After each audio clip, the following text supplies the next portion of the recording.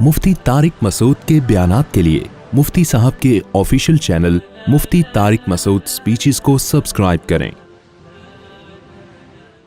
जैसे भूख मुसल्लत की है, भूख खत्म हो जाए, होटलों का बिजनेस बोलो खत्म। चाहे तेरी मेरी बिरयानी का हो, वो जब रिबन काट के आए, या किसी मेरी तेरी बिरयानी का हो, आड़ी तिरछी बिरयानी हो, टेढ़ी मेढ़ी बिरयानी हो, सीधी सादी बिरयानी हो, कोई भी हो, कुछ भी नहीं चलेगा बिजनेस। भूख मजबूर करती है हम पैसा खर्च करें, रोटी खरीदें, गोश्त खरीदें, बिरयानी खरीदें, बर्गर खरीदें, तो ये सब भूख और प्यास हमें मजबूर करती है। तो ये जो चौथी चीज है, ये है कुव्वते शहवानिया।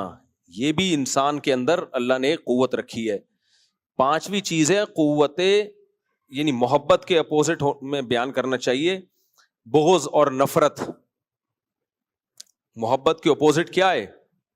बुग़्ज़ और नफरत। ये नफरत भी बहुत सारे काम कराती है इंसान से, कुछ पॉजिटिव और कभी नेगेटिव। पॉजिटिव भी बहुत कराती है नफरत। मजलूमों पर जुल्म होता हुआ जब इंसान देखता है तो नफरत किससे पैदा होती है? जालिम से। ये नफरत ना होती तो उसके खिलाफ खाली फतवे सुन के और शरीयत की मोटिवेशन से काम नहीं होता। नफरत के एक जज्बात पैदा होते हैं। तभी तो लोग हमसे कहते हैं गजा में जो जुल्म हो रहा है, मुफ्ती साहब फतवा दो। अब देखो, फतवा निकलवा रहे हैं खुद से। क्या ख्याल है? सही है, अच्छा जज्बा है ये लोगों में। भाई आप क्यों नहीं दे रहे? दे चुके हैं बहुत से लोग फतवा, बड़े बड़े उलमा, हम भी और सब लोग दे चुके हैं, लेकिन फिर भी लोग कहते हैं बार बार दो, बार बार दो। किसी और टॉपिक पे तो नहीं कहते मुफ्ती साहब बार बार फतवा दो कि सूद हराम है, क्यों नहीं दे रहे फतवा? बार बार दो फतवा। मुफ्ती साहब बार बार फतवा दो कि इकट्ठी 3 तलाकें नाजायज हैं, बार बार। ना ना ना ना भाई, एक कौम पे हम जुल्म होता हुआ देख रहे हैं, जज्बात भड़कते हैं, तो एकदम जालिम के खिलाफ नफरत के जज्बात पैदा होते हैं। वो जज्बात उभारते हैं इंसान को। भाई इस पे काम होना चाहिए। जालिम को पकड़ो, जाके मारो उसको, रोको उसको, बाइकआउट करो उसका। तो ये काम कौन करा रहा है? नफरत, बोझ। समझते हो कि नहीं समझते? और हकीकत है शरीयत में जैसे मोहब्बत के फजाइल है ना, नफरत के भी बड़े फजाइल हैं, अगर वो सही जगह पर हो। अगर सही जगह पर हो तो शरीयत में जैसे मोहब्बत के फजाइल हैं, ऐसे ही बोलो नफरत के भी हैं। इस्लाम हमेशा मोहब्बत का दर्स नहीं देता, बहुत जगहों पर नफरत और बोझ का दर्स देता है। तभी हदीस में आता है कि अल हुब्बु फिल्लाह वल बुग़्ज़ु फिल्लाह। जो अल्लाह की नजर में सबसे कामयाब तरीन लोग हैं ना, जिनको अल्लाह अपने अर्श के साए में जगह देगा, उनमें वो लोग भी हैं जो मोहब्बत भी अल्लाह के लिए करें और बुग़्ज़ भी अल्लाह के लिए करें। कुरान क्या कहता है? रुहमाउ अशिद्दाउ अलल कुफ़ारी रुहमाउ बैनहुम। सहाबा की सिफत बयान की। ये काफिरों पे, जो जंग लड़ने वाले काफिर हैं, वो मुराद हैं, जो मैदान जंग में लड़ते हैं मुसलमानों से, उन पे बहुत सख्त हैं, ये नरम नहीं है, उन पे तरस नहीं आता इनको। और रुहमाउ बैनहुम, आपस में क्या है? रहमदिल। जालिम पे तरस आना ये बेमौका है। तभी जो डाकुओं को पकड़ के कूट रहे होते हैं और जो उनको बचा रहे होते हैं ना, मेरा दिल चाहता है बचाने वाले को भी इसी के साथ लिटा के कूटो। ये बेमौका तरस आ रहा है आपको। डाकू पे अगर तरस आ रहा है तो आप, इसका मतलब आपके सॉफ्टवेयर अपडेट करने की जरूरत है। ये डाकू पे जब इस डाकू को चाहिए आपको भी लूटे, आपके भी किसी बच्चे को कत्ल करे, शहीद करे, फिर हम देखेंगे कितना तरस आता है आपको उस डाकू पे। मैं न्यू कराची में इमाम था, एक साहब आए, मुझे बच्चा, नौजवान बच्चा तो नहीं था, नौजवान आदमी टाइप का ही पूरा, कहने लगा मुफ्ती साहब ये न्यू कराची में जब डाकुओं को पकड़ के लोग मारते हैं, मुफ्ती साहब ये बहुत ज्यादा मारते हैं, मुफ्ती साहब प्लीज आप बयान करें, ऐसे ना मारो। कह रहे हैं उस बेचारे का हाल क्या कर देते हैं ये मार मार के। न्यू कराची में अगर कोई डाकू पकड़ा जाए ना तो बहुत ही उसका हशर नशर करते हैं वो। तो मैंने उनसे कहा, मैंने कहा ठीक है मैं बयान करूंगा, डाकुओं को फूलों से मारा करें, प्यार से मारा करें, यूं यूं करके एक यूं चमाट मारा करें डाकुओं को आके। खुदा के बंदे, डाकुओं ने कितने, जब जवान बेटों की लाशें घर में आती हैं जिनको डाकुओं ने मारा होता है, माँ बाप पे क्या क़यामत गुजरती है। जवान बीवियों के जवान शौहर, जब जवान औरतें बेवा होती हैं, हुआ नहीं स्वीडन से मियाँ बीवी का जोड़ा आया इधर ईद के मौके पे, और डाकुओं ने मार दिया उस बीवी के सामने उसके जवान शौहर को और एक छोटा बच्चा। वो बच्चा भी अपने बाप की लाश को तड़पता हुआ देख रहा है। क्या गुजरी कि सारी जिंदगी के लिए वो मेंटली وہ متاثر ہو گیا. اب سامنے اپنے بچہ باپ کو تڑپتے ہوئے دیکھ رہا ہے اور بیوی اپنے شوہر کو تڑپتے ہوئے دیکھ رہی ہے, اور اس ڈاکو پہ ہمیں سمجھایا جا رہا ہے کہ کیا کھاؤ.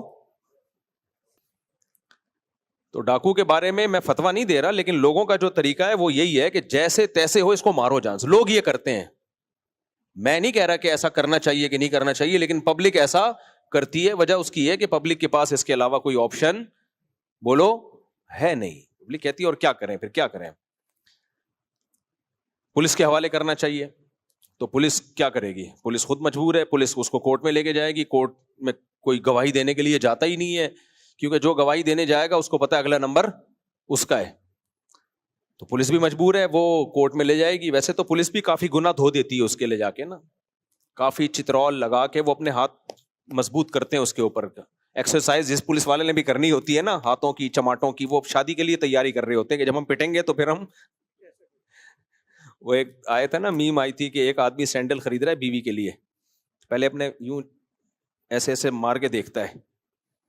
تو دکان والے نے پوچھا کہ یہ کیا چیک کر رہا ہے, کہہ رہا ہے چیک کر رہا ہوں, بعد میں مجھے ہی پڑے گی نا, تو برداشت کر لوں گا کہ نہیں کر لوں گا برداشت. خیر, تو یہ ہے قوت غضبیہ یا نفرت یا بغض. اور بھی قوتیں ہیں, لیکن انسان کی زندگی میں سب سے زیادہ کردار ان قوتوں کا ہے. تو ان قوتوں میں بیلنس سمجھتے ہو, اعتدال. ہم عقل سے شروع کرتے ہیں. عقل کا ایک ہے بالکل ہی استعمال نہ کرنا. تبھی قرآن بار بار کہتا ہے افلا تعقلون, تم عقل سے کام کیوں نہیں لیتے. اب مشرک لوگ, غیر مسلم لوگ عقل سے بالکل کام لیتے ہی نہیں ہیں. ڈاروین نے ان کو بول دیا ہم بندر سے بنے ہیں.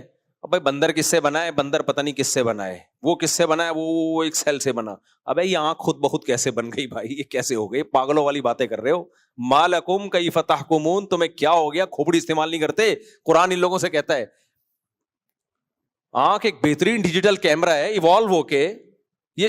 اچھا میں بار بار ایک بات کہتا ہوں, ایتھیس اور ملحد لوگ نا آپ کو اس زندگی کی شروع میں تو پھنسا دیتے ہیں, لے جاتے ہیں, لیکن جو اصل سوال ہے اس کو پی جاتے ہیں ہمیشہ. جیسے اہل حدیث لوگ جب 3 طلاق کی بات آئے گی نا, وہ گھماتے ہیں, آپ کو گھماتے ہیں. جو اصل ہمارا کوشچن ہے اس کو پی جاتے ہیں کہ حضرت عمر نے حلال کو حرام کیسے کر دیا. یعنی 3 طلاق کو ایک قرار دے کر جس کے لیے حلال بیوی تھی اس پہ حرام کر دی, جس کے لیے حرام تھی اس کے لیے حلال کر دی. یہ سیاست تھوڑی ہے, تو دین میں تحریف ہے. آپ یہ بولو کہ حضرت عمر نے دین میں تحریف کی اور سارے صحابہ نے ٹھنڈے پیٹوں اس تحریف کو برداشت کر لیا, تو یہ بولو نا, منہ سے پھوٹو نا. آپ کو شرم کیوں آ رہی ہے یہ بولتے ہوئے؟ بولو تاکہ ہمیں پتہ چلے آپ کا دعویٰ کیا ہے. لیکن اہل حدیث بہت گھمائے گا بات کو طلاق کے مسئلے میں, اس بات کا جواب قیامت تک نہیں دیں گے, بلکہ وہ گھمائیں گے تمہارے فلاں دیوبندی نے بھی 3 کو 1 کہا, فلاں نے. اب سارے دیوبندی بھی بول دیں ہماری صحت پہ اس سے فرق نہیں پڑتا, ہم نے کلمہ اللہ کے رسول کا پڑھا ہے صلی اللہ علیہ وسلم, اور صحابہ نے سب سے پہلے دین کو سمجھا ہے. تو آپ ہمیں کیا سمجھتے ہو, ہم دیوبندی کا ہمارے ساتھ اگر دم لگی ہوئی ہے تو کیا ہم قرآن و سنت چھوڑ دیں گے؟ تو آپ 100 دیوبندیوں کے حوالے بھی دے دو, ہم نہیں مانیں گے.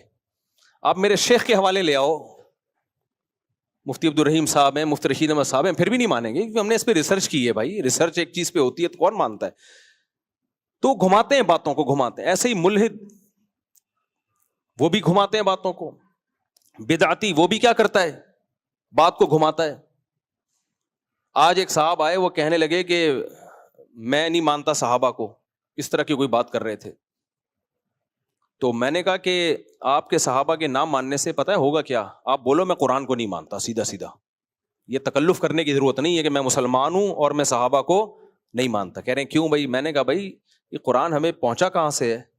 صحابہ سے پہنچا ہے. اور کس نے پہنچایا ہے؟ یہ ایک جم غفیر ہے. اگر ہم کہیں 2-4 افراد نے پہنچایا ہے تو 2-4 افراد کا پہنچایا ہوا تو مشکوک ہوتا ہے, اس پہ تو پھر کیسے آپ کو اطمینان ہوگا؟ 2-4 آدمیوں کی خبر پہ 100% یقین تھوڑی ہو سکتا ہے. چاہے وہ کتنے ہی ثقہ ہوں, ان سے غلطی کا امکان ہو سکتا ہے. یہ تو جم غفیر سے قرآن پہنچا ہے تو ہم کہتے ہیں اس میں تحریف کا کوئی امکان سرے سے ہے ہی نہیں, کیونکہ متواتر خبر میں تو کوئی انگلی اٹھا ہی نہیں سکتا. اور میں نے کہا کہ بھائی اگر آپ ابو بکر کو نہیں مانتے, کتنے سوال ہوں گے, نبی نے اپنے مصلی پہ کیوں کھڑا کیا ابو بکر کو؟ اتنے سارے سوالات ہیں, لیکن باطل کیا کرے گا, وہ ہمیشہ بڑے بڑے سوالات کو پی جائے گا اور الٹا آپ پہ اعتراضات, چھوٹے چھوٹے اعتراضات کرنا شروع کر دے گا. باغ فدق یہ ہو گیا تھا اور یہ ہو گیا تھا اور وراثت نہیں ملی تھی, اور یہ باتیں گھما گھما کے کہاں لائے گا, اب انہی باتوں میں لائے گا. تبھی یہ خوب سمجھ لو, جب بھی کسی باطل سے بات ہونا اس کے سوالات کا جواب نہ دیا کرو. اس کی کوشش ہوتی ہے آپ کو اپنے سوالات میں الجھائے, آپ اپنے سوالات اس سے پوچھا کرو, آپ اپنے سوالات پوچھا کرو اس سے. اس کی مثال ایسے جیسے وہ جو چشتی رسول اللہ اور اشرفی رسول اللہ کا نا جو منجن بہت عرصہ بیچا ہے, تو اس کا جواب دینے کے بجائے آپ پوچھو کہ آپ کی نظر میں اس کی کیا تعویل ہے. اگر آپ تعویل نہیں کرتے اور کہتے انہوں نے کلمہ پڑھایا ہے, تو آپ ان کو کافر کیوں نہیں بولتے؟ پھر ان کو بھی کافر بولو, اور جو ان کو مسلمان بول رہے ہیں ان کو بھی کیا بولو؟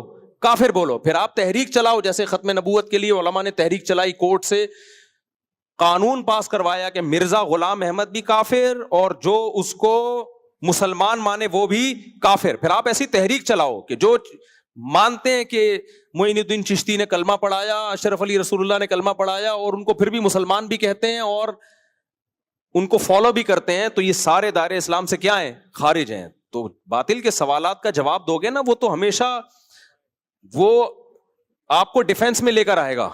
اس سے سوال پوچھا کرو گے, یہ سوال کا جواب آپ نے دینا ہے, ہم نے تھوڑی دینا ہے. ہم جب میڈیشن کا کورس کر رہے تھے نا ثالثی کا, تو ایک بڑی زبردست چیز ہمیں بتائی گئی. میڈیٹر ہوتا ہے نا جو دو پارٹیوں میں سلو کرواتا ہے, تو ایک اس کورس میں بڑی زبردست ایک چیز ہمیں بتائی گئی. علماء کا کو بہت دفعہ موقع ملتا ہے نا دو پارٹیوں میں صلح کرانے کا, اس میں جو سب سے پوائنٹ کی چیز ہم نے سمجھی ہے, انہوں نے کہا کبھی بھی کسی فریق کی طرفداری نہ کرنا, یعنی یہ شو بھی نہ کرنا کہ ہم اس کی طرف ہیں, اگرچہ آپ کو یقین ہو جائے کہ یہ درست ہے, یہ حق پر ہے, کیونکہ آپ جج نہیں ہیں, آپ کو ایز اے جج نہیں بلایا گیا کہ فیصلہ کریں کون صحیح ہے کون غلط, آپ کو صلح کے لیے بلایا گیا ہے.